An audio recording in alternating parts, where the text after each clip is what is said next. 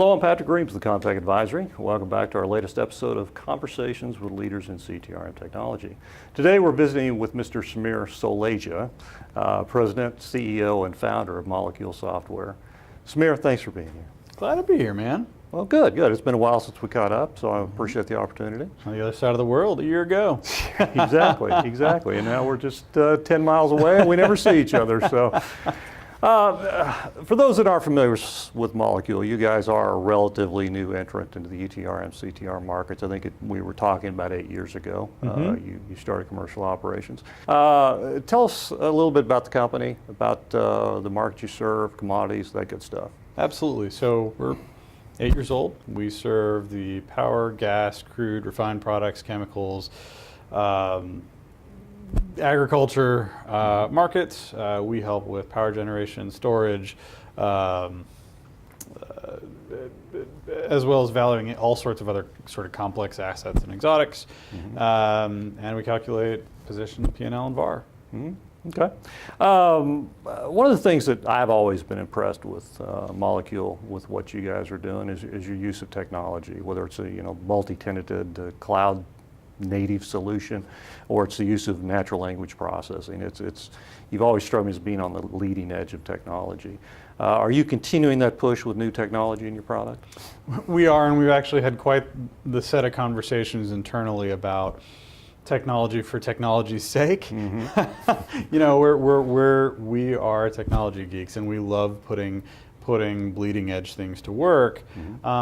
But where we've had the most success and where we continue to use the latest tech is on using it to ensure quality. So a great example is a couple years ago, we adopted Google's Kubernetes tech in production a week after it went 1.0. It led to a step change in how we were able to manage our servers, ensure quality, ensure everything was up, ensure everything was healthy, and processing normally. And I mean, our small team would not have been able to handle a, say, 400 server farm absent using tech like that. Right. Today, we've been looking at using bleeding edge tech for further quality management purposes. So one of the things that we do internally with each release is look at how the code would have affected the existing data in the system had it been running at the time. And now we see our volumes growing substantially, say 5–10% a month. We're starting to outstrip our ability to do that with the tooling we have available. So enter new technology. We're experimenting with machine learning tech, such as SciPyKit and TensorFlow, to proactively identify things that look like suspicious calculation problems or issues with the data, so that we can identify them and correct them potentially before a customer even has to experience it. Speaking of multi-tenancy, one of the things that we've seen over the last several years is the growing adoption of cloud and cloud-based solutions after quite a bit of initial resistance in the marketplace. Are we at the point now where being a fully multi-tenanted cloud solution is a distinct advantage, or do you still run into some reluctance on the part of your prospects as you speak to them about multi-tenanted cloud solutions? Yeah, it's actually a really interesting scenario we have.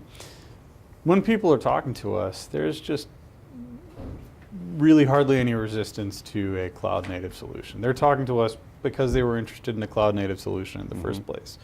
And what's interesting about it is that to them, so many things that we thought we were innovating on in this industry are just table stakes.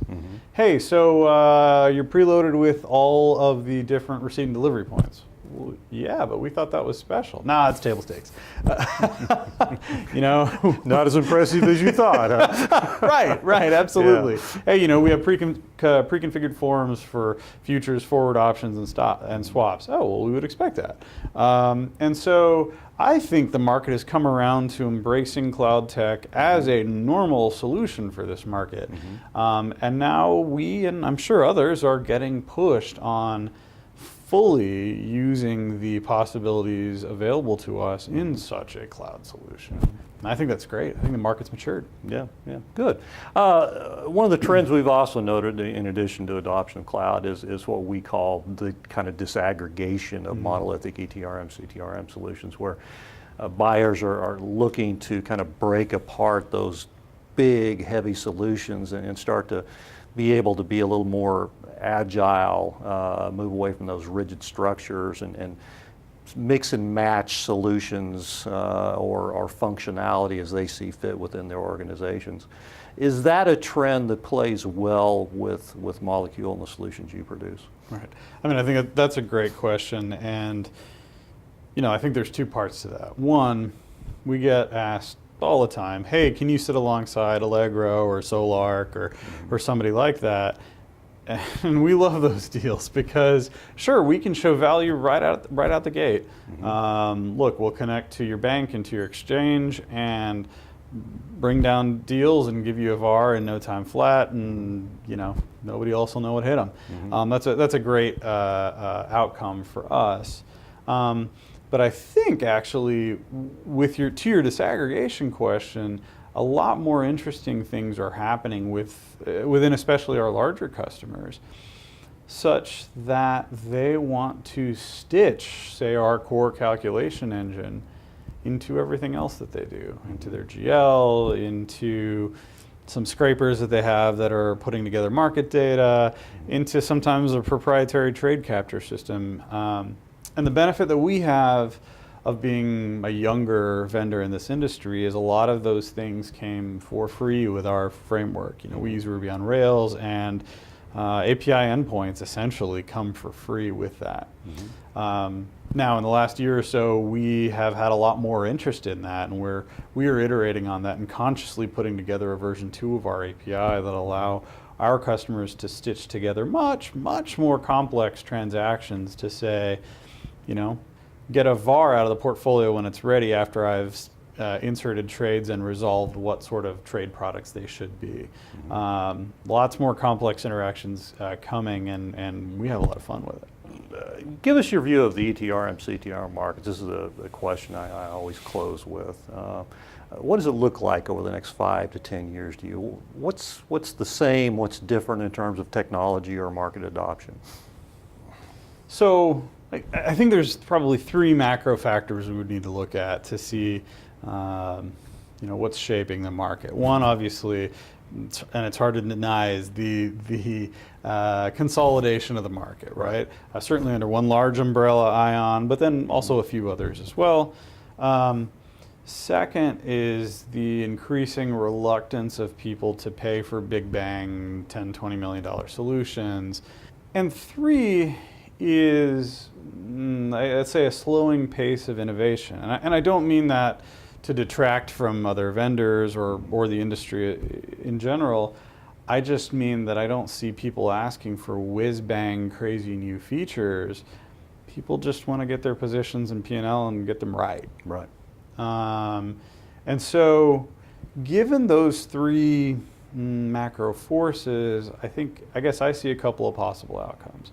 One, in which the large vendors keep getting gobbled up, those companies get smaller, their pace of innovation slows, but the prices don't, and less people will buy those products, and probably the prices will increase. So then you'll see this big disparity between people using spreadsheets and people buying $20, $30 million systems.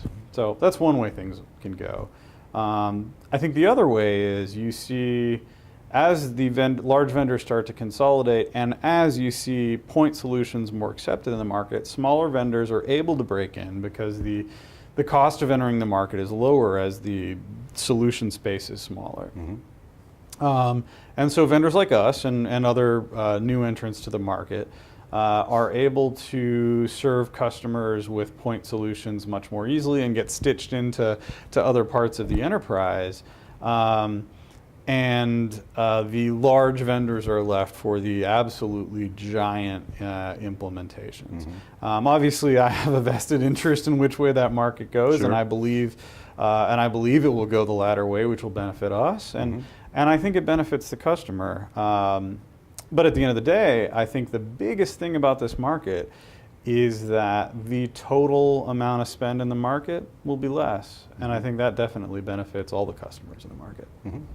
Well, good. I appreciate it. I think that's all the time we got for today, but it's always good to catch up, even if it is once a year. In a foreign country, maybe? Yeah, well, maybe we can try and do it somewhere in Houston this time. So that's it for us. Another episode of Conversations with Leaders in CTRM Technology. For additional episodes in this series, you can see us on the CTRMcenter.com website or on our corporate website at ComTechadvisory.com. Thanks a lot.